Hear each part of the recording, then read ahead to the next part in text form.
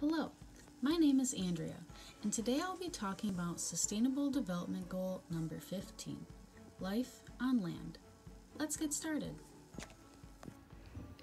The Life on Land SDG is aimed to protect, restore, and promote sustainable use of terrestrial ecosystems, sustainably manage forests, combat desertification, halt and reverse land degradation, and halt biodiversity loss. The land we live on is vital to our livelihood and our health. We rely on the land for resources. Nutrient soil is needed for agriculture and maintaining sustainable food production. Large forests are needed to purify inland water sources, produce oxygen, and decrease air pollution. We also use forest resources to build homes and other infrastructures. The vast array of plant and animal species on our planet can create a very stable environment. The variety of plant species can be crucial for food supplies as well as many medicinal purposes. According to the UN, forests cover 30% of the Earth's surface. Every year, 32 million acres of forest are lost. Without this sustainable development goal, climate change will occur more rapidly. More plants and animals will go extinct, and agriculture as we know it will no longer be sustainable. Without this goal, our life on land may cease to exist. There are several targets and indicators listed for the Life on Land SDG. The first way we can work towards the ultimate goal is by creating protected areas. Certain terrestrial and freshwater ecosystems can be classified as protected. These areas are focused on conservation and maintaining biodiversity of that area. Any human interaction that could threaten this conservation, such as hunting or deforestation, is strictly prohibited. This target is measured by the proportion of protected area over total land area. Another target of this SDG is to end desertification and restore degraded land and soil. This is measured by the proportion of land that is degraded over total land area. To accomplish this task, land and water management policies need to be integrated. Vegetative cover needs to be preserved to maintain soil conservation and protect against wind and water erosion. Land use for agriculture should be shifted in cycles to prevent one area from being overused. A third target is maintaining biodiversity and protection of species. This is measured by something called the Red List Index. This index defines the conservation status of major species groups.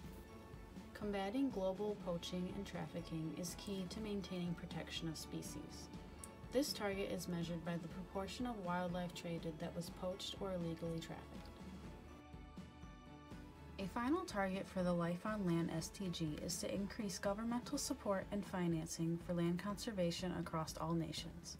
This will be measured by the number of officially developed assistance and public expenditure programs focused on conservation and sustainable use of ecosystems.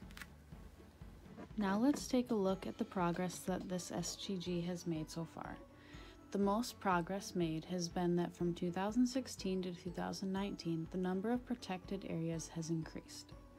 Unfortunately, we are still losing forests, but the rate at which the loss is occurring has slowed. Another achievement is that the overall trend for financial support towards conservation is steadily increasing.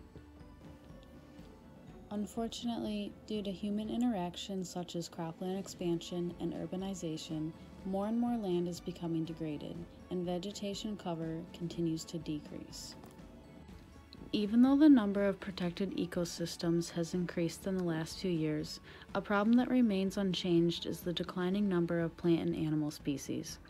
Some of this has been due to illegal poaching and trafficking of wildlife.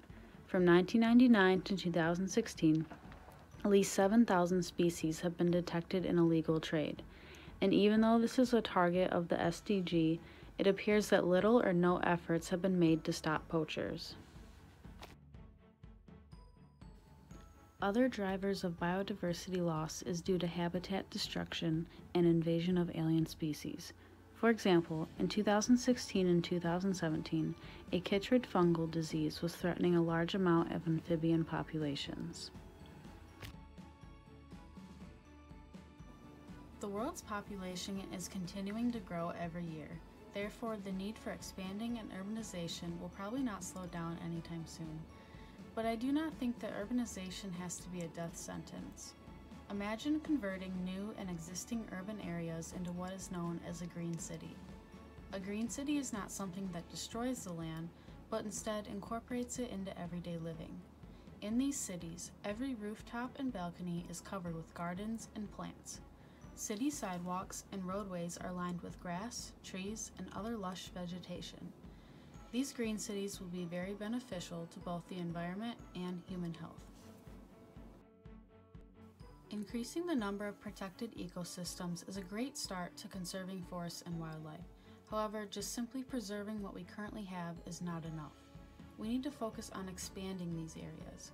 I truly believe that one way of going about doing this is to stop all human contact with the land and let nature take back over. There is evidence that this will work. Let's look at the Chernobyl accident, for example. In 1986, a nuclear accident occurred at the Chernobyl power plant in Ukraine. Everyone within a 30-mile radius of the plant was immediately evacuated. There has been no human presence in the last 30 years, and recently scientists have found that the wildlife there is thriving. Large numbers of moose, wolves, bison, fox, wild horses, and boars are prospering in the area. The vegetation there has begun to take over abandoned buildings and sprout through concrete. This event shows that if we leave land alone, it can repair itself. Another idea I have for tackling the amount of degraded land is to utilize aerial seeding techniques.